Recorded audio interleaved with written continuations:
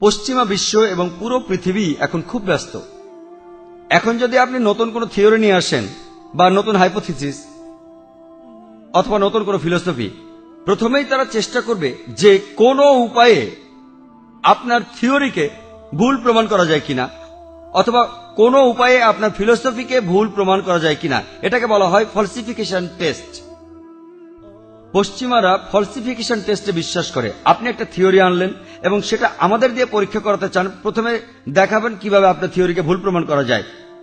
প্রথমে আমরা আপনার থিওরিকে ভুল প্রমাণ করার চেষ্টা করব, তারপর পরীক্ষা করব। প্রত্যেকদিন মানুষ হাজার হাজার থিওরি আনছে, সবকিছু পরীক্ষা করার সময় আমাদের কোথায় এত? যদি কোনোভাবে আপনার থিওরিকে ভুল প্রমাণ করা যায় তাহলে সেটাকে আমরা ভুল বলবো, আর যদি প্রমাণ করতে না পারি তাহলে মেনে নেব। এই কারণেই Albert Einstein theory of relativity আবিষ্কার করে 3টি উপায় বলেছিলেন যে আমার থিওরি ভুল প্রমাণ করতে হলে এই 3টা কাজ করতে হবে, ভুল প্রমাণ করতে পারলে মানতে হবে না। তাই 6 বছর ধরে তারা পরীক্ষা করলো এবং মেনে নিল, আর স্বাভাবিকভাবেই তিনি নোবেল পেলেন।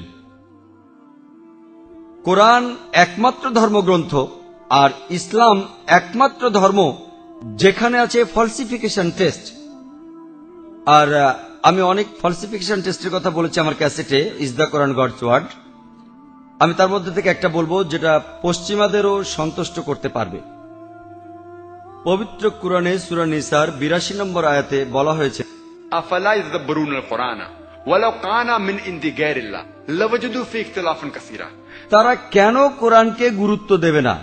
কেন তারা কোরআনকে গুরুত্ব সহকারে বিবেচনা করবে না? কোরআন যদি আল্লাহ ছাড়া অন্য কারো কাছ থেকে আসতো তাহলে সেখানে অনেক অসামঞ্জস্য থাকতো, পরস্পর বিরোধী অনেক কিছু থাকতো। তাই কোরআনকে ভুল প্রমাণ করতে চাইলে শুধু একটা অসামঞ্জস্য খুঁজে বের করুন, কোরআন ভুল প্রমাণিত হবে। যদি বলেন কোরআন আল্লাহর বাণী না, পরস্পর বিরোধী কিছু বের করুন, কোরআন ভুল প্রমাণিত হবে। খুবই সোজা। কোরআনের মাত্র একটা ভুল খুঁজে বের করুন আর কোরআন ভুল প্রমাণিত হবে। খুব সোজা। শুধু কোরআন পড়েন, আপনার কয়েকটা দিন সময় লাগবে। একটা ভুল বের করেন, আমি মেনে নেব যে কোরআন ভুল। কোরআনে ফলসিফিকেশন টেস্ট আছে।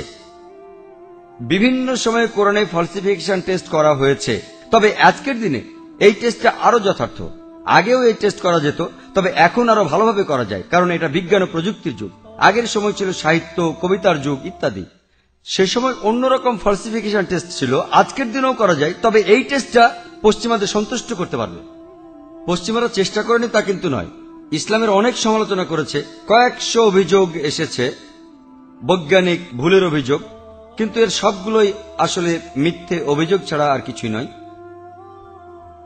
কারণ আপনি যদি বিজ্ঞান সম্পর্কে জানেন, ফ্রান্সিস বেকন বলেছিলেন, বিজ্ঞান সম্পর্কে অল্প জানলে আপনি হবেন একজন নাস্তিক, কিন্তু বিজ্ঞান সম্পর্কে অনেক জানলে হবেন ঈশ্বরে বিশ্বাসী। এই কারণে আজকে পশ্চিমা বিশ্ব সৃষ্টিকর্তার প্রচলিত ধারণার বিরোধিতা করছে, কিন্তু স্রষ্টার বিরোধিতা করছে না। লা ইলাহা ইল্লাল্লাহ। আগেও বলেছিলাম, পশ্চিমাদের সমস্যার সমাধান আছে ইসলামে। আমাদের হাতে সবগুলো সমস্যার সমাধান ব্যাখ্যা করার সময় নেই। আমরা কয়েকটা সমস্যার কথা বলবো এবং তার সমাধান আলোচনা করব। আমি বলেছিলাম যে পশ্চিমা বিশ্ব বস্তুবাদের ভিতর ডুবে আছে। এটা একটা বস্তুবাদী পৃথিবী, যেখানে শারীরিক সুখ শান্তির দিকে এত বেশি নজর দেয়া হয় যে তারা বস্তুবাদের ভিতর ডুবে থাকে। আর কোরআনে আছে এর সমাধান। পবিত্র কোরআনে সূরা তাওবার 34 ও 35 নম্বর আয়াতে বলা হয়েছে, সেখানে আছে যে তোমার সম্পদ ব্যয় করো আল্লাহ সুবহানাহু ওয়া তাআলার পথে, এবং সেই সব মানুষকে সতর্ক করে দাও যারা সোনা রূপা পুঞ্জীভূত করে এবং আল্লাহর পথে ব্যয় করে না। তাদের কাছে সোনা রূপা আছে কিন্তু আল্লাহর পথে ব্যয় করে না। তাদের জন্য কঠিন শাস্তির কথা জানিয়ে দাও, যে তাদের সম্পদ থেকে আগুন বের হবে, এটা গরম হবে দোজখের আগুনে, আর কিয়ামতের দিন সেই গরম পয়সার ছাপ থাকবে তাদের কপালে, পেছনে এবং পিঠে। এবং কোরআন বলছে এই জীবন পরকালের জন্য একটি পরীক্ষা।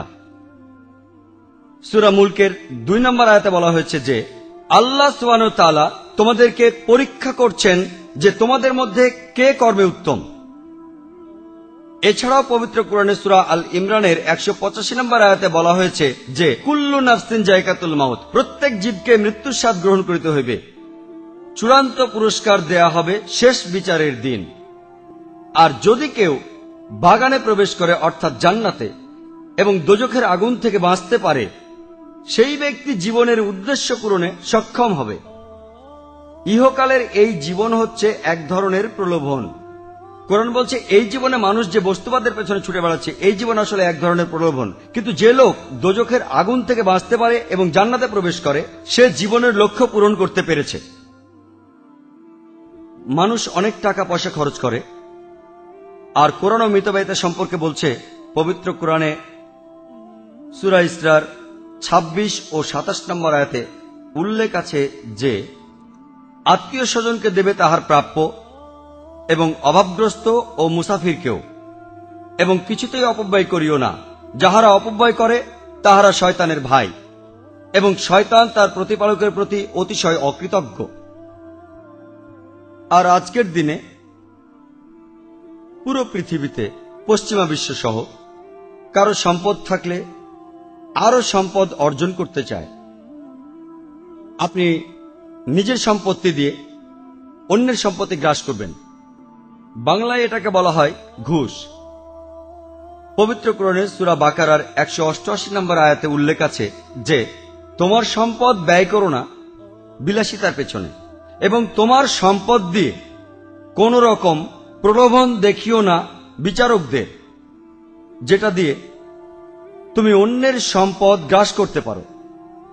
যার অর্থ আপনার সম্পদ দিয়ে ঘুষ দেবেন না, বিচারকদের প্রলোভন দেবেন না, যেটা দিয়ে আপনি অন্যের সম্পদ গ্রাস করতে পারেন। ঘুষ সম্পূর্ণ নিষিদ্ধ ইসলামে। পবিত্র কোরআনে সূরা হুজুরাতের ১১ এবং ১২ নম্বর আয়াতে উল্লেখ আছে যে একদল মানুষ আরেক দলের দিকে তাকিয়ে উপহাস করে হেসো না, কারণ তোমরা জানো না তাদের মধ্যে কোন দল ভালো। একদল মহিলা আরেক দলের দিকে উপহাস করে হেসো না, কারণ তোমরা জানো না তাদের মধ্যে কোন দল ভালো। একজন আরেকজনকে অবজ্ঞা করো না, একজন আরেকজনের প্রতি ব্যঙ্গ করো না, সন্দেহ করো না, কারণ অনেক ক্ষেত্রে সন্দেহ করা পাপ। কারো উপর নজরদারি করো না, পেছন থেকে কাউকে আঘাত করো না, একজন আরেকজনকে অবজ্ঞা করো না, এবং পেছন থেকে কুৎসা রটিও না, পেছন থেকে কাউকে আঘাত করো না। তুমি কি মাংস খেতে প্রস্তুত তোমার মৃত ভাইয়ের? কোরআন বলছে যদি আপনি কাউকে পেছন থেকে আঘাত করেন, আক্রমণ করেন, এটা যেন আপনি আপনার মৃত ভাইয়ের মাংস খাচ্ছেন। আর মৃত কারো মাংস খাওয়া কোরআনে সম্পূর্ণ হারাম। কারো সম্পর্কে বদনাম করা কোনো প্রমাণ ছাড়া, কুৎসা রটানো কোনো প্রমাণ ছাড়া ইসলামে সম্পূর্ণ নিষিদ্ধ।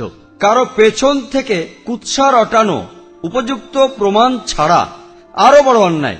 মৃত কিছুর মাংস খাওয়া অন্যায়, আর মৃত ভাইয়ের মাংস খাওয়া। নরমাংসভোজীরা মানুষের মাংস খায়, এমনকি তারাও মৃত ভাইয়ের মাংস খায় না। তাই পেছন থেকে কাউকে আঘাত করা মৃত ভাইয়ের মাংস খাওয়ার সমান। কোরআন বলছে এটা ঘৃণা করো। মত প্রকাশের স্বাধীনতার নামে এই পেছন থেকে আঘাত ও কুৎসা রটানো পশ্চিমা বিশ্বের সব জায়গায় এটা পাবেন। মানুষ একে অন্যকে অপমান করছে, কুৎসা রটাচ্ছে, আর বলছে এটা মত প্রকাশের স্বাধীনতা। পবিত্র কোরআনে সূরা হুমাজার ১ নম্বর আয়াতে উল্লেখ করা হয়েছে যে ওয়াইলুল লিকুল্লি হুমাযাতিল লুমাযা, দুর্ভোগ তাদের যারা পেছন থেকে এবং সম্মুখে লোকে নিন্দা করে। আজকের দিনে যে সমস্যার মুখোমুখি, আর সমস্যার কারণে অন্যান্য সমস্যাও তৈরি হচ্ছে, সেটা হলো রিবা অর্থাৎ সুদ। আজকের দিনে পশ্চিমের একটি সমস্যা হলো রিবা বা সুদ। আর আমরা দেখতে পাই যে তারা এই অসুখটাকে পৃথিবীর অন্যান্য জায়গায় ছড়িয়ে দিয়েছে। এর শুরু হয়েছিল ইংল্যান্ডের রাজার মাধ্যমে।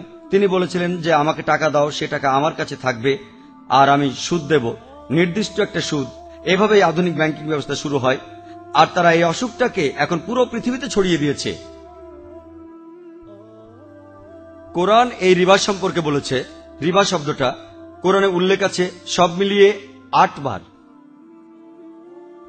এর উল্লেখ সূরা আল ইমরানের আয়াত নাম্বার ১৩০-এ আছে, সূরা নিসার ১৬১ নম্বর আয়াতে উল্লেখ আছে, আরো উল্লেখ আছে সূরা রুমের ৩৯ নম্বর আয়াতে। ৩ বার সূরা আল বাকারার ২৭৫ নম্বর আয়াতে উল্লেখ আছে। আরো উল্লেখ আছে সূরা বাকারার ২৭৬ নম্বর আয়াতে এবং সূরা বাকারার ২৭৮ নম্বর আয়াতে। রিবা শব্দটার উল্লেখ কোরআনে আছে সব মিলিয়ে 8 বার। আর কেন এটা হারাম সেটা আমার লেকচারে বলেছিলাম। কোরআনের নিয়ম অনুযায়ী সুদবিহীন অর্থনীতি এই শিরোনামে। লোকে জানতে চায় কেন ইসলামের রিবা হারাম আর রিবা ও সুদ একই জিনিস, চাপিয়ে দেয়া। লোকে বলে যে না, রিবা আর সুদ এক না, এটার অর্থ তেজারতি। আমি বিস্তারিতভাবে বলেছি, আপনারা আমার ভিডিও ক্যাসেট দেখতে পাবেন। কোরআনের নিয়ম অনুযায়ী সুদবিহীন অর্থনীতি নামে। আমাদের হাতে এত সময় নেই অর্থনীতির খুঁটিনাটি বিষয় নিয়ে কথা বলার মতো। তবে আমি শুধু কোরআনের 2টো আয়াতের অনুবাদ আপনাদের বলবো। সূরা বাকারার 278 ও 279 নম্বর আয়াতে বলা হয়েছে যে, হে মুমিনগণ, সুদের যাহা বকেয়া আছে তাহা ছাড়িয়া দাও, যদি তোমরা মুমিন হও। আর যদি সুদের বকেয়া না ছাড়ো, তবে আল্লাহ ও তার রাসূলের সহিত যুদ্ধের জন্য প্রস্তুত হও। অর্থাৎ কেউ যদি সুদ নেয় বা দেয়, আল্লাহ ও রাসূল তার বিরুদ্ধে যুদ্ধ ঘোষণা করবেন। পবিত্র কোরআনে অনেক রকম গুনার কথা বলা হয়েছে, যেগুলো হলো বড় গুনাহ, গুনাহে কবিরা। তবে এই বিশেষ গুনাহ বড় গুনাহগুলির পাশাপাশি বলা হয়েছে, যদি কেউ সুদের কারবার করে, আল্লাহ এবং রাসূল তার বিরুদ্ধে যুদ্ধ ঘোষণা করবেন। যদি সুদের কারবার করেন, আপনি আল্লাহ এবং রাসূলকে চ্যালেঞ্জ করছেন যুদ্ধের জন্য। এছাড়াও যদি পশ্চিমা বিশ্বকে দেখেন, দেখবেন যে লোকজন, বিশেষ করে বাচ্চারা, বাবা মাকে শ্রদ্ধা করে না। প্রাচ্যের চাইতে পশ্চিমা বিশ্বে এই ব্যাপারটা বেশি দেখা যায়। আর এখনকার দিনে আধুনিক বিশ্বে আপনি দেখবেন স্পেশাল শিশু নির্যাতন সেল পশ্চিমা বিশ্বে, আমেরিকাতে, অন্যান্য ইউরোপিয়ান দেশে। আপনি পারেন পুলিশকে ফোন করতে স্পেশাল শিশু নির্যাতন সেলে। আর আপনি বাবা মাকেও হুমকি দিতে পারেন। বাবা মা বেশি বকাঝকা করলে বলবেন, তোমরা সাবধান হয়ে যাও, নয়তো আমি পুলিশকে ফোন করব। বাবা মাও বুঝে যায় সন্তান বড় হয়ে গেছে। সবাইকে অধিকার দেওয়া হয়েছে, ইসলামেও অধিকার দেওয়া হয়েছে, সন্তানের অধিকার আছে, যেটা ইসলামে সবচেয়ে বেশি। তবে কোরআন বলছে, সূরা নিসার 171 নম্বর আয়াতে উল্লেখ আছে, তোমাদের দিনের ব্যাপারে বাড়াবাড়ি করিও না। তবে স্বভাবত শিশুদের রক্ষা করতে হবে। তবে এখন রক্ষার নামে যেটা হচ্ছে, সন্তানরা তারা হুমকি দেয়, ব্ল্যাকমেইল করে তাদের বাবা মাকে, যদি তারা কিছু চায়। আর যদি বাবা মা না দেয়, তারা ব্ল্যাকমেইল করে। সামান্য কারণে পুলিশ ডাকা যায়, সমস্যা নেই, পুলিশ বাসায় আসবে, বাবা মাকে অ্যারেস্ট করতে পারে, নাও করতে পারে, তবে সমস্যা হতে পারে। অনেক জায়গায় কোরআনে বলছে যে বাবা মাকে শ্রদ্ধা করা উচিত। অনেক জায়গায় সূরা লুকমানের 14 নম্বর আয়াতে উল্লেখ করা আছে, সূরা আল আহকাফের 15 নম্বর আয়াতে উল্লেখ করা আছে, সূরা আল আনামের 151 নম্বর আয়াতে, অনেক জায়গায়। তবে বিশেষ করে বলা হয়েছে সূরা ইসরার আয়াত নম্বর 23 এবং 24-এ বলা হয়েছে যে আল্লাহ সুবহানাহু ওয়া তাআলার ইবাদতের পর পরবর্তী দায়িত্ব বাবা মাকে শ্রদ্ধা করা। পবিত্র কোরআনে সূরা ইসরার 23 এবং 24 নম্বর আয়াতে বলা হয়েছে যে আল্লাহ তোমাকে আদেশ দিচ্ছেন, আমাকে ছাড়া অন্য কারো উপাসনা করো না, আর তোমার বাবা মার প্রতি সদয় হও। আর যদি তাদের মধ্যে কেউ অথবা তারা দুজনে বৃদ্ধ হয়ে যায়, তাদের অবজ্ঞা করে কোনো কথা বলো না। এমনকি এই শব্দটা বলো না, উফ, তাদেরকে উফ শব্দটা করতে পারবে না, বরং তাদের সামনে নতজানু হও বিনয়ের সাথে, আর ব্যবহার করো সম্মানের সাথে, এবং আল্লাহর কাছে তাদের জন্য প্রার্থনা করো, তাদের লালন করো যেভাবে তারা তোমাকে ছোটবেলায় লালন করেছেন। ভেবে দেখেন, কোরআন বলছে আপনার বাবা মার মধ্যে একজন বা দুজনেই যদি বৃদ্ধ হয়ে যায়, তাদের প্রতি উফ শব্দটা করতে পারবেন না। পশ্চিমা বিশ্বে আপনারা এখন বৃদ্ধাশ্রম দেখবেন, যখন বাবা মা বৃদ্ধ হয়ে যাবে তাদের বৃদ্ধাশ্রমে পাঠিয়ে দেবেন। ইসলামে বৃদ্ধাশ্রম নামে কোনো কিছু নেই।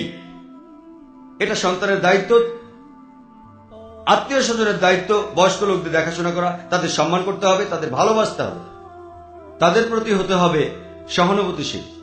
আর পশ্চিমা বিশ্বে যেটা হয়, সন্তানেরা বড় হওয়ার আগে বাবা মা তাদের লালন পালন করেন, আর যখনই সন্তানেরা ভাবে তারা বড় হয়ে গেছে, তখনই বাবা মার দিক থেকে মুখ ফিরিয়ে নেয়।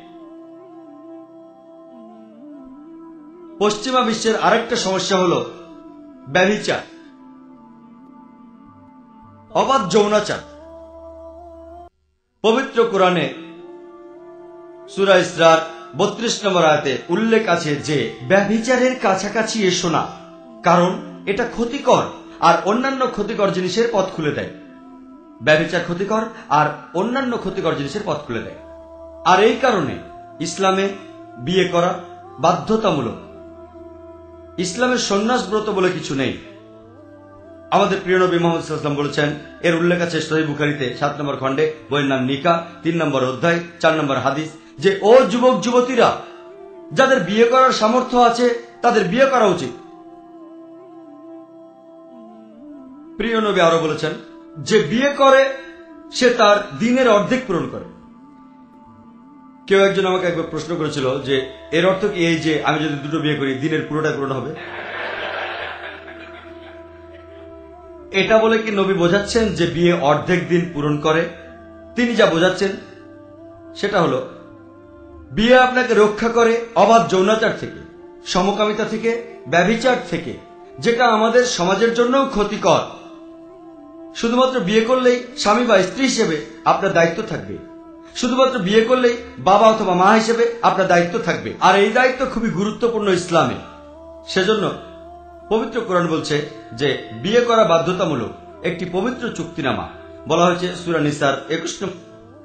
আল্লাহ সুবহানাহু ওয়া তাআলা সূরা রুমের 21 নম্বর আয়াতে বলছেন যে আল্লাহর নির্দেশাবলী হচ্ছে যে তিনি তোমাদের মধ্যে থেকে তোমাদের সঙ্গীদের সৃষ্টি করেছেন যেন তোমরা তাদের কাছ থেকে শান্তি পাও, এবং তোমাদের মধ্যে পারস্পরিক ভালোবাসা এবং দয়া সৃষ্টি করেছেন। বিয়ে করা ইসলামে বাধ্যতামূলক। আজকের দিনে পশ্চিমা বিশ্বের সবচেয়ে বড় সমস্যা হচ্ছে, যেটা প্রাচ্যে অত বড় সমস্যা নয়, সেটা হচ্ছে অতিরিক্ত সংখ্যক মহিলা। পশ্চিমা বিশ্বে মেয়েদের সংখ্যা বেশি। প্রাচ্যে এমনটা হয়নি। তার কারণ হলো মেয়ে শিশুদের হত্যা করা। এই খারাপ চর্চাটা বন্ধ হলে এমনকি প্রাচ্যেও এই সমস্যা দেখা দিতে পারে। যদি ভালোভাবে দেখেন, পবিত্র কোরআন বলছে আর সমাধানও দিচ্ছে এই সমস্যার। সূরা আল নিসা 3 নম্বর আয়াতে বলা হয়েছে যে তোমাদের পছন্দ মতো মেয়েকে বিয়ে করো, 2, 3 বা 4 জনকে। তবে যদি ন্যায় বিচার করতে না পারো তাহলে একজনকে বিয়ে করো। তার অর্থ একজন লোক 2, 3 বা 4টা বিয়ে করতে পারে যদি সে ন্যায় বিচার করতে পারে, না পারলে একজনকে বিয়ে করতে হবে। একই সাথে সূরা নিসার 129 নম্বর আয়াতে উল্লেখ করা হয়েছে যে এটা অসম্ভব যে তোমার সব স্ত্রীকেই সমানভাবে দেখবে, তবে তাদের কারো উপর থেকে মুখ ফিরিয়ে নিও না। এখানে কোরআন যা বোঝাতে চাচ্ছে, ন্যায় বিচার বলতে ভালোবাসার কথা বলছে। এটা কঠিন, এটা অসম্ভব। ভালোবাসা সব স্ত্রীকে সমানভাবে। এমনকি একজন মা ভালোবাসেন তার সন্তানদের, কিন্তু কোনো মাই বলতে পারবেন না যে আমি পুরোপুরি একই রকম ভালোবাসি আমার সন্তানদের। এটা সম্ভব না।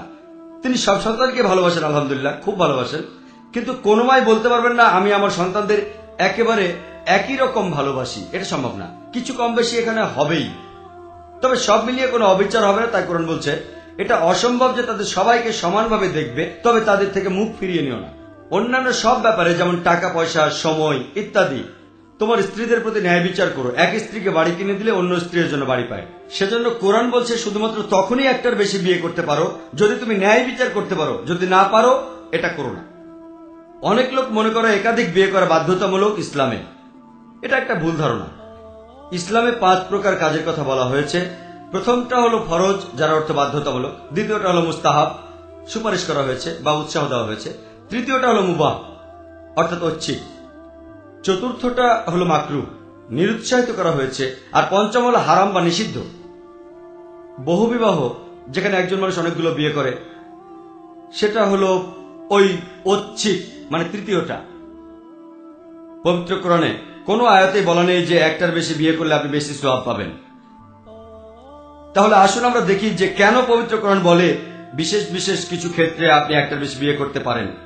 প্রাকৃতিকভাবে পুরুষ ও নারীকে সমান অনুপাতে বানানো হয়েছে, পুরুষ ও নারীকে সমান অনুপাতে বানানো হয়েছে। তবে এই আধুনিক বিজ্ঞানের যুগেও যদি কোনো চিকিৎসককে জিজ্ঞাসা করেন, তিনি বলবেন যে মেয়ে শিশুরা ছেলে শিশুদের চেয়ে ভালোভাবে রোগ জীবাণু প্রতিরোধ করতে পারে। তাই এই চিকিৎসা বিজ্ঞানের যুগেও মেয়ে শিশুদের চেয়ে ছেলে শিশু বেশি মারা যায়। তাই এই চিকিৎসা বিজ্ঞানের যুগেও মেয়েদের সংখ্যা ছেলেদের চেয়ে অনেক বেশি। মানুষ ছোট থেকে বড় হয়, তারপরে একসময় মারা যায় অ্যাক্সিডেন্টে, ধূমপানের কারণে, যুদ্ধে ইত্যাদিতে। আর এসব ক্ষেত্রে মেয়েদের তুলনায় ছেলেরা বেশি মারা যায়। তাই পৃথিবীতে এখন মেয়েদের সংখ্যা অনেক বেশি ছেলেদের সংখ্যার চেয়ে। শুধুমাত্র কয়েকটি দেশে যেমন ইন্ডিয়াতে দেখবেন যে ছেলেদের সংখ্যা মেয়েদের সংখ্যার চেয়ে বেশি। আর আমি আগেও বলেছি এর কারণ হলো মেয়ে শিশু হত্যা করা। আর বিবিসির একটা প্রোগ্রাম এমিলি বুকাননের উপস্থাপনায়, নাম অ্যাসাইনমেন্ট, বিষয় ছিল দেরিতে মৃত্যু, বলা হয়েছে যে প্রত্যেক দিন ৩,০০০-এরও বেশি মহিলার গর্ভপাত ঘটানো হয় শুধুমাত্র ইন্ডিয়াতে, যখন তারা বুঝতে পারে যে তাদের সন্তানটা মেয়ে। যদি এটাকে ৩৬৫ দিন দিয়ে গুণ করেন তাহলে এক বছরে ১০ লাখেরও বেশি মহিলার গর্ভপাত ঘটানো হয় শুধুমাত্র ইন্ডিয়াতে, যখন তারা বুঝতে পারে যে সন্তানটা মেয়ে। যদি এই গর্ভপাত বন্ধ করা যায় তাহলে ইন্ডিয়াতেও এবং আরো কয়েকটি দেশে মেয়েদের সংখ্যা ছেলেদের সংখ্যাকে ছাড়িয়ে যাবে। এক পরিসংখ্যান অনুযায়ী শুধুমাত্র আমেরিকাতে মেয়েরা সংখ্যায় ৭৮ লক্ষ জন বেশি ছেলেদের চাইতে। শুধুমাত্র নিউ ইয়র্কেই মেয়েরা সংখ্যায় ১০ লক্ষ জন বেশি ছেলেদের চাইতে। নিউ ইয়র্কের অধিবাসীদের মধ্যে পরিসংখ্যান আমাদের বলছে ১/৩ হল গে। গে অর্থ হল সডোমাইট, অর্থাৎ সমকামী। তার মানে পুরুষরা সঙ্গী হিসাবে বেছে নেয় পুরুষকে। ২.৫ কোটিরও বেশি পুরুষ হল গে, সডোমাইট। শুধুমাত্র আমেরিকাতে, ইউএসএতে এটা একটা সমস্যা। ২.৫ কোটি। দেখা গেছে শুধু ইংল্যান্ডে মেয়েদের সংখ্যা ৪০ লক্ষ জন বেশি ছেলেদের চাইতে। জার্মানিতে মেয়েদের সংখ্যা ৫০ লক্ষ জন বেশি ছেলেদের চাইতে। রাশিয়াতে মেয়েদের সংখ্যা ৯০ লক্ষ জন বেশি ছেলেদের চাইতে। আর আল্লাহ সুবহানাহু ওয়া তাআলা জানেন পুরো মেয়েদের সংখ্যা কতজন বেশি ছেলেদের সংখ্যা চাইতে। ধরুন আমি মেনে নিলাম পশ্চিমা দর্শন, অমুসলিমদের দর্শন, যে একজন লোক মাত্র একটাই বিয়ে করতে পারবে। আর ধরুন আমার বোন আমেরিকায় বসবাস করে। মনে করুন মার্কেট একেবারে পরিপূর্ণ, প্রত্যেকটি পুরুষ তার নিজের জন্য একটি মেয়েকে বিয়ে করেছে। তারপরও ৩ কোটি মেয়ে থাকবে যারা তাদের জীবন সঙ্গী পাবে না। ৭৮ লক্ষ জন মেয়ে অতিরিক্ত আর ২.৫ কোটি গে যদি যোগ করেন, সব মিলিয়ে ৩ কোটিরও বেশি মেয়ে তাদের জীবন সঙ্গী পাবে না। তাহলে একটাই মাত্র পথ খোলা থাকে আমার বোনের জন্য। হতে পারে আপনার বোন যদি আমেরিকায় থাকে আর সে একজন জীবন সঙ্গী না পাওয়ার মতো দুর্ভাগা হয়, যদি সে কোনো অবিবাহিত পুরুষকে খুঁজে পায় আলহামদুলিল্লাহ, সে বিয়ে করে ফেলবে।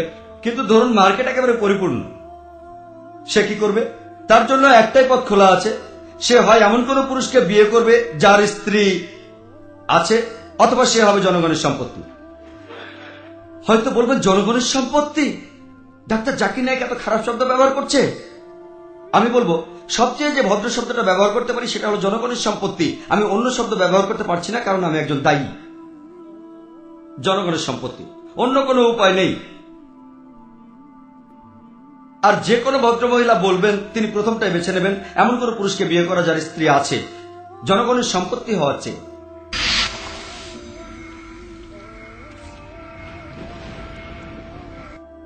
আর আপনারা জানেন পশ্চিমা বিশ্বে এটা খুব কমন, মানুষ রক্ষিত রাখে খুব কমন।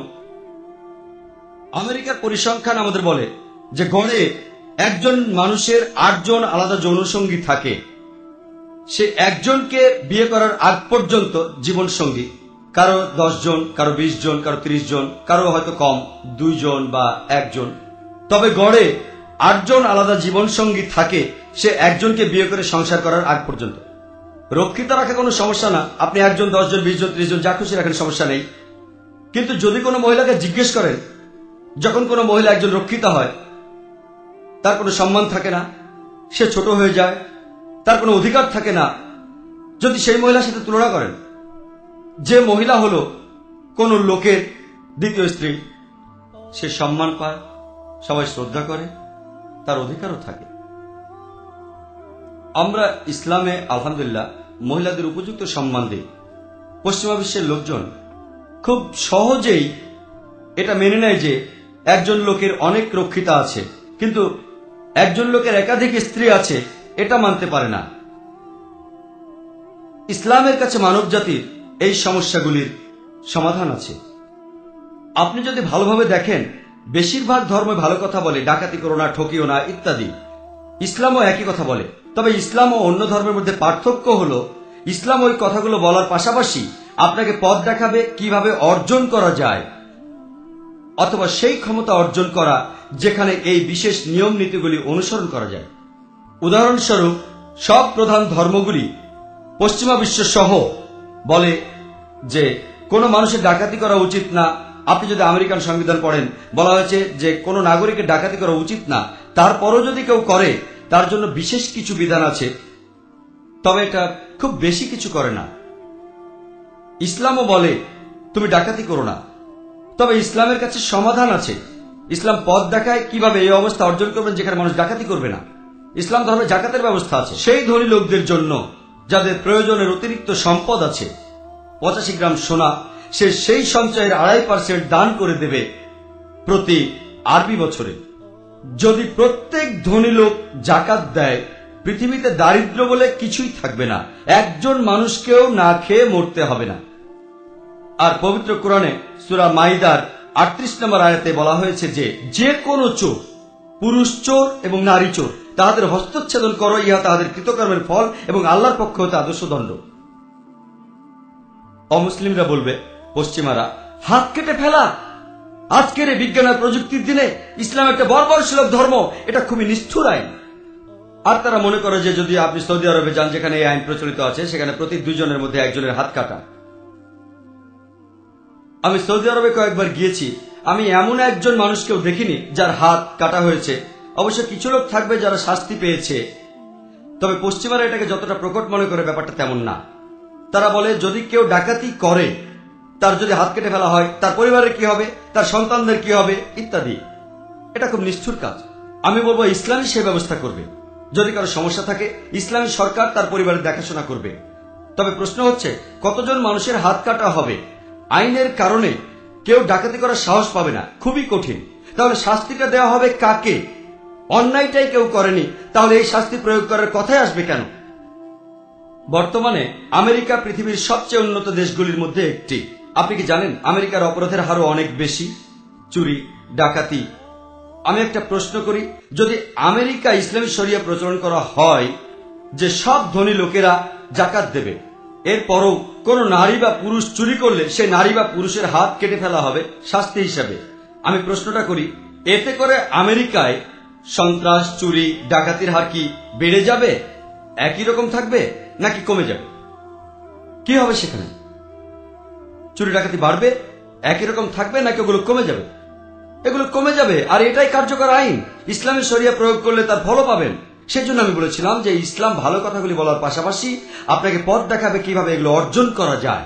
আর এই কারণে পশ্চিমাদের অনেকেই ইসলাম গ্রহণ করছে। আপনাকে একটা উদাহরণ দেই যে বেশিরভাগ দর্শনে, বেশিরভাগ ধর্মে পশ্চিমা বিশ্বের দেশগুলির সংবিধানে বলে যে আপনি মহিলাদের উত্ত্যক্ত করবেন না, তাদের ধর্ষণ করবেন না। যদি সংবিধানগুলো দেখেন আমেরিকা আর অন্যান্য ইউরোপিয়ান দেশের, যে আপনি মহিলাদের ধর্ষণ করবেন না, উত্ত্যক্ত করবেন না। ইসলামও একই কথা বলে। তবে ইসলাম আপনাকে পথ দেখায় কিভাবে এই অবস্থা অর্জন করবেন যেখানে লোকজন মেয়েদের উত্ত্যক্ত করবে না, ধর্ষণ করবে না। ইসলামে হিজাব পরার নিয়ম আছে। সাধারণত ইসলামী বক্তারা সবসময় মেয়েদের হিজাবের কথা বলে, কিন্তু আল্লাহ সুবহানাহু ওয়া তাআলা পবিত্র কোরআনে প্রথম বলেছেন পুরুষের হিজাবের কথা, তারপর মেয়েদের হিজাব। পবিত্র কোরআনে সূরা নূরের 30 নম্বর আয়াতে বলা হয়েছে যে মুমিন দিগকে বলো তাহারা যেন তাহাদের দৃষ্টিকে সংযত করে এবং তাহাদের লজ্জাস্থানের হেফাজত করে। যখনই কোনো পুরুষ কোনো মহিলার দিকে তাকাবে, যদি তার মনে কোনো খারাপ চিন্তা আসে, কোরআন বলছে সে তার দৃষ্টি নিচু করবে। আমার একজন বন্ধু ছিল যে মুসলমান, সে একটা মেয়ের দিকে অনেকক্ষণ তাকিয়েছিল। তখন আমি বললাম, ভাই তুমি কি করছো? ইসলাম এটার অনুমতি দেয় না। সে আমাকে বলল, আমাদের প্রিয় নবী বলেছেন যে প্রথম দৃষ্টির অনুমতি আছে, দ্বিতীয় দৃষ্টি নিষিদ্ধ। আমি আমার দৃষ্টির অর্ধেকও পূরণ করিনি। আমাদের নবী কি বুঝিয়েছেন যে প্রথম দৃষ্টির অনুমতি আছে, দ্বিতীয় দৃষ্টি নিষিদ্ধ? এর মানে এই না যে আপনি একটা মহিলার দিকে 10 মিনিট ধরে তাকিয়ে থাকবেন চোখের পলক না ফেলে। 10 মিনিট তাকিয়ে থাকা, আমাদের নবী যা বুঝিয়েছেন, যদি কোনো মহিলার দিকে তাকান হঠাৎ করে, ওই মহিলার দিকে ইচ্ছে করে আবার তাকাবেন না। এর পরের আয়াতে বলছে মেয়েদের হিজাব নিয়ে। পবিত্র কোরআনে সূরা নূরের 31 নম্বর আয়াতে আছে মুমিন নারীদিগকে বলো দৃষ্টি সংযত ও লজ্জাস্থানের হেফাজত করতে। তাহারা যেন যা সাধারণত প্রকাশ থাকে তাহা ব্যতীত আবরণ প্রদর্শন না করে। তাহাদের বক্ষদেশ যেন মাথার কাপড় দ্বারা আবৃত থাকে। তাহারা যেন আবরণ প্রদর্শন না করে তাহাদের স্বামী, পিতা, শ্বশুর, পুত্র, ভ্রাতুষ্পুত্র ইত্যাদি নিকটাত্মীয় ব্যতীত। আর হিজাবের নিয়ম কানুন কোরআন ও সহিহ হাদিসে আছে। এখানে প্রধানত 6টি নিয়ম আছে। পুরুষের জন্য ঢাকতে হবে নাভি থেকে হাঁটু পর্যন্ত, তবে মেয়েদের জন্য পুরো শরীরই ঢাকতে হবে। শুধুমাত্র যে অংশ দেখা যাবে তা হল মুখ আর হাতের কবজি পর্যন্ত। কেউ কেউ বলেন এসবও ঢাকতে হবে। অন্য 5টি নিয়ম পুরুষ ও মহিলাদের জন্য একই। দ্বিতীয়, তারা যে পোশাক পরবে সেটা এমন আঁটোসাঁটো হবে না যেটা শরীরের গড়ন বোঝা যায়। তৃতীয়, পোশাক স্বচ্ছ হবে না যাতে ভেতর দিয়ে দেখা যায়। চতুর্থ, এই পোশাক আকর্ষণীয় হবে না যা বিপরীত লিঙ্গকে আকর্ষণ করে। পঞ্চম, এই পোশাক এমন হবে না যা অবিশ্বাসীদের মতো, মানে খ্রিস্টানদের মতো পড়তে পারবেন না ক্রস। আপনি পড়তে পারবেন না ওম বা টিকা, যেটা হিন্দু ধর্মের চিহ্ন। এমন কোন পোশাক পড়তে পারবেন না যেটা অবিশ্বাসীদের মতো। আর শেষটা হলো এমন কোন পোশাক পরবেন না যা বিপরীত লিঙ্গের পোশাকের মতো। পশ্চিমা বিশ্বে আমরা দেখি পুরুষ দুল পরে এক কানে। এর বিশেষ অর্থ আছে এক কানে দুল। এই কাজটি ইসলাম ধর্মে নিষিদ্ধ। আর হিজাব বলতে শুধুমাত্র পোশাককেই বোঝানো হয় না। হিজাব বলতে আরো বোঝায় মানুষের আচরণ, তার ব্যবহার, তার দৃষ্টিভঙ্গি এবং তার অভিপ্রায়কেও। পোশাকের হিজাবের পাশাপাশি চোখের হিজাবও থাকবে, মনের হিজাব থাকবে, চিন্তার হিজাব থাকবে, হৃদয়ের হিজাব থাকবে। একজন মানুষের হিজাব সেখানেও থাকবে যখন সে কথা বলবে এবং সে চিন্তা করবে। আর মেয়েদের হিজাবের কারণের কথা উল্লেখ আছে পবিত্র কোরআনের সূরা আহজাবের 59 নম্বর আয়াতে, হে নবী, তোমার স্ত্রীগণ ও মুমিন নারীদিগকে বলো যখন তাহারা বাইরে যায় তাহারা যেন চাদর টানিয়ে দেয় যাতে তাদের চেনা সহজ হয়ে যায়। কোরআন বলছে মহিলাদের চাদর পরতে যাতে সহজে চেনা যায়, আর তাহলে তাদের উত্ত্যক্ত করা হবে না। পবিত্র কোরআন বলছে হিজাবের ব্যবস্থা করা হয়েছে যাতে করে মহিলাদের উত্ত্যক্ত করা না হয়। উদাহরণস্বরূপ ধরুন 2 যমজ বোন, তারা খুবই সুন্দরী, তারা কুয়ালালামপুরের রাস্তায় হাঁটছে। 2 বোনের একজন সে ইসলামিক হিজাব পরে আছে, পুরো শরীর ঢাকা, শুধু মুখ আর হাতের কবজি বাঁধে। আর অন্য বোনটি সেও খুব সুন্দরী, সেও সুন্দরী, পশ্চিমা পোশাক পরে আছে, স্কার্ট আর মিনি। আর তারা দুজনেই রাস্তায় হেঁটে বেড়াচ্ছে। আর রাস্তায় একটা গুন্ডা দাঁড়িয়ে আছে, একটা মাস্তান দাঁড়িয়ে আছে তাদের ধরার জন্য। সে এখন উত্ত্যক্ত করবে। এখন আমি প্রশ্ন করছি, সে কাকে উত্ত্যক্ত করবে?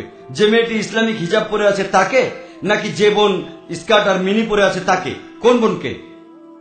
এটাই স্বাভাবিক, সে স্কার্ট আর মিনি পরা মেয়েটিকে উত্ত্যক্ত করবে। সে প্ররোচনামূলক, আর মানুষ তাকেই উত্ত্যক্ত করবে। কোরআন সেজন্য বলছে হিজাব মেয়েদের উত্ত্যক্ত হওয়া থেকে রক্ষা করে। এরপর পবিত্র কোরআন বলছে যদি কোনো লোক কোনো মহিলাকে ধর্ষণ করে এর শাস্তি হবে মৃত্যুদণ্ড। পশ্চিমারা বলবে মৃত্যুদণ্ড? এই বিজ্ঞান আর প্রযুক্তির যুগে, এই একবিংশ শতাব্দীতে ইসলাম একটা বর্বর সুলভ ধর্ম, তারা বলবে। কিন্তু আমি পশ্চিমাদের এই প্রশ্নটা করেছি, ওখানে কয়েকবার গিয়েছি, যে ধরুন কেউ একজন, আল্লাহ না করুক, আপনার স্ত্রী বা মাকে ধর্ষণ করলো, আর ধরুন আপনি সেখানে বিচারক, ধর্ষককে আপনার সামনে নিয়ে আসা হলো, আপনি তাকে কি শাস্তি দেবেন? বিশ্বাস করুন তারা সবাই বলছে তারা সেই ধর্ষককে মৃত্যুদণ্ড দেবে। কেউ কেউ এটাও বলছে তাদের কষ্ট দিয়ে মারবে। তারা এমন বলে কেন? কেন এই 2 মুখনীতি? অন্য কারো স্ত্রী বা মাকে ধর্ষণ করা হলে কেউ কেউ বলে ও মৃত্যুদণ্ড একটা বর্বর আইন, আর আপনার স্ত্রী বা মাকে ধর্ষণ করা হলে তাকে মৃত্যুদণ্ড দেবেন। কেন এই 2 মুখ আইন? মাত্র একজন লোক, একজন পশ্চিমাবাসী আমাকে অন্যরকম উত্তর দিয়েছে। তিনি আমাকে বলেছেন যে প্রথমে যদি কোনো ধর্ষণকারী আমার স্ত্রীকে ধর্ষণ করে তাহলে আমি তাকে 7 বছরের কারাদণ্ড দেব, আর এরপর যদি সে আমার স্ত্রী বা অন্য কাউকে ধর্ষণ করে তাহলে আমি তাকে মৃত্যুদণ্ড দেব। ওখানে অনেক স্মার্ট লোক আছে যারা এভাবে উত্তর দেয়, স্মার্ট লোক। আমি তাকে বললাম, ভাই তুমি কি আমেরিকার পরিসংখ্যান জানো যেটা আমরা জানি? যদি কোনো লোক ধর্ষণের কারণে দোষী হয় আমেরিকার সরকার বলে তাকে 7 বছরের সশ্রম কারাদণ্ড দেওয়ার আইন আছে। কিন্তু পরিসংখ্যান আমাদের বলে যে ধর্ষণের দায়ে সাজাপ্রাপ্ত লোকেরা জেল খাটার পর যখন তারা মুক্তি পায় তাদের শতকরা 95 জনই আবার ধর্ষণ করে। আমি সেই পশ্চিমাকে বলেছিলাম, সে আমেরিকানকে, যে আপনি যদি চান আপনার স্ত্রী আবার ধর্ষিত হোক সেটা আপনার ব্যাপার, তাকে 7 বছরের জেল দিয়ে মৃত্যুদণ্ড দেবেন। আমি সেটা করব না। আমি প্রথমেই তাকে মৃত্যুদণ্ড দেব, সে আমার স্ত্রীকে ধর্ষণ করুক বা আপনার স্ত্রীকে। যদি আপনি চান আপনার মা ধর্ষিত হোক বারবার, আপনি সে আইন প্রয়োগ করুন। তারপর সে যখন পরিসংখ্যান শুনল তখন বলল যে এই যদি অবস্থা হয় তাহলে তাকে আমি প্রথমবারই মৃত্যুদণ্ড দেব।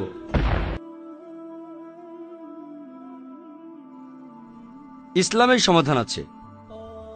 আজকের দিনে আমেরিকায় পরিসংখ্যান অনুযায়ী, FBI এর পরিসংখ্যান অনুযায়ী 1990 সালে বলা হয়েছে যে পুরো এক বছরে 1990 সালে 1,02,555টি ধর্ষণের কেস রিপোর্ট করা হয়েছে। আরো বলছে যে যতগুলি কেস রিপোর্ট করা হয়েছে সেসব কেসের মাত্র 16%। যদি আপনি ওই বছরে ধর্ষণের সংখ্যা জানতে চান, এটাকে 6.25 দিয়ে গুণ করুন, তাহলে আপনি দেখবেন 6,40,968টি ধর্ষণের ঘটনা ঘটেছে শুধুমাত্র 1990 সালে। যদি এটাকে বছরের 365 দিন দিয়ে ভাগ করেন, প্রত্যেক দিন গড়ে 1990 সালে 1,756টি ধর্ষণের ঘটনা ঘটেছে। আমি আরেকটা পরিসংখ্যানের কথা বলবো পরবর্তীতে, যেখানে বলছে যে প্রত্যেক দিন 1,900-রও বেশি ধর্ষণের ঘটনা ঘটে শুধুমাত্র আমেরিকাতে। বছরটা দেয়া ছিল না, হতে পারে 92 বা 93 সালে। আমেরিকা এখন অনেক সাহসী। 1,900, তার অর্থ প্রতি 1.3 মিনিটে একটা ধর্ষণের ঘটনা ঘটছে। আমরা এখানে আছি প্রায় 1 ঘন্টা। এই সময় 40টারও বেশি ধর্ষণ হয়ে গেছে আমেরিকাতে। এই 1 ঘন্টার সময়ে 40টারও বেশি ধর্ষণ হয়ে গেছে ইউএসএতে। এখন FBI এর পরিসংখ্যান 1990 সালে, আবারও বলছি, যে যতগুলো কেস রিপোর্ট করা হয়েছে 16%, যতগুলো রিপোর্ট করা হয়েছে তার 10% অ্যারেস্ট হয়েছে। তার মানে ধর্ষকদের 1.6% অ্যারেস্ট হয়েছে। যারা অ্যারেস্ট হয়েছে তাদের 50% মুক্তি পেয়েছে বিচার হওয়ার আগেই, অর্থাৎ মাত্র 0.8% ধর্ষকের ট্রায়াল হয়। তার অর্থ যদি একজন মানুষ 125টা ধর্ষণ করে, তার অ্যারেস্টার ট্রায়াল হওয়ার সম্ভাবনা মাত্র 1%। 125টা ধর্ষণ করলেন আর মাত্র একবার শাস্তি পেলেন, বেশ সুন্দর খেলা। 125টা ধর্ষণ করলেন আর সরকার আপনাকে শাস্তি দেবে, তার সম্ভাবনা 1, বেশ সুন্দর খেলা। আর সেই লোকগুলো যারা ট্রায়ালের ভেতর দিয়ে যায় 50% শাস্তি পায় 1 বছরেরও কম কারাদণ্ড। যদিও আমেরিকার আইন বলে 7 বছরের সশ্রম কারাদণ্ড, কিন্তু জজ বলে সে প্রথমবার ধর্ষণ করেছে, শাস্তিটা একটু কমিয়ে দেই, একটু নরম হই। 125টা ধর্ষণ করলো, সে একবার ট্রায়ালে আসে, আর জজ বলে একটু নরম হয়ে প্রথমবার ধর্ষণ করেছে। এটা হলো আমেরিকার FBI এর পরিসংখ্যান। আমি একটা প্রশ্ন করি, যদি আমেরিকায় ইসলামী শরিয়া প্রয়োগ করা হয় যে যখনই কোনো পুরুষ কোনো মহিলাকে দেখবে সে দৃষ্টি নিচু করবে, যখনই তার মনে কোনো খারাপ চিন্তা আসবে, মহিলারা তারা হিজাব পরবে, পুরো শরীর ঢাকা, শুধু মুখ আর হাতের কবজি বাঁধে, আর তারপরে যদি কেউ ধর্ষণ করে তার শাস্তি হবে মৃত্যুদণ্ড। আমি একটা প্রশ্ন করি, আমেরিকায় ধর্ষণের হার কি বেড়ে যাবে, একই থাকবে, নাকি কমে যাবে? এটা কমে যাবে। এটাই কার্যকর আইন। আপনি শরিয়া প্রয়োগ করেন, হাতে হাতে ফল পাবেন। আর ইসলাম, আলহামদুলিল্লাহ, আমি আগেও বলেছি, মানবজাতির সমস্যার সমাধান দেয়। পশ্চিমা বিশ্বের আরেকটি বড় সমস্যা হলো অ্যালকোহলিজম। এটা থেকে অন্যান্য সমস্যাও জন্ম নেয়। আর পবিত্র কুরআন এর সমাধান দিয়ে বলছে, সূরা মাইদার 30 নম্বর আয়াতে উল্লেখ আছে যে, হে মুমিনগণ, মদ্যপান ও জুয়া ঘৃণ্য বস্তু, মূর্তি পূজার বেদী ও ভাগ্য নির্ধারক স্বর, এইগুলি শয়তানের কাজ। এইগুলি বর্জন করো যাহাতে তোমরা সফল কাম হও। কোরআন বলছে যে মদ্যপান, জুয়া, এগুলো শয়তানের কাজ, এগুলো বর্জন করো যাহাতে তোমরা সফল কাম হও। হয়তো জানেন একটা অংশ আছে ব্রেনে যেটা আপনাকে অনুচিত কাজ করতে বাধা দেয়। উদাহরণস্বরূপ, আমাকে যদি প্রাকৃতিক ডাকে সাড়া দিতে হয়, আমাকে মন বলবে এখানে করো না, তুমি টয়লেটে যাও। যদি আমি অশ্রদ্ধা করে কথা বলি, আমার মন বলবে শ্রদ্ধা করে কথা বলো। তোমার বাবা মাকে অশ্রদ্ধা করো না, বড়দের অশ্রদ্ধা করো না, আমার মন বলবে। যখন আপনি মদ পান করবেন, ব্রেনের এই অংশটা ঘুমিয়ে পড়বে অ্যালকোহলের জন্য।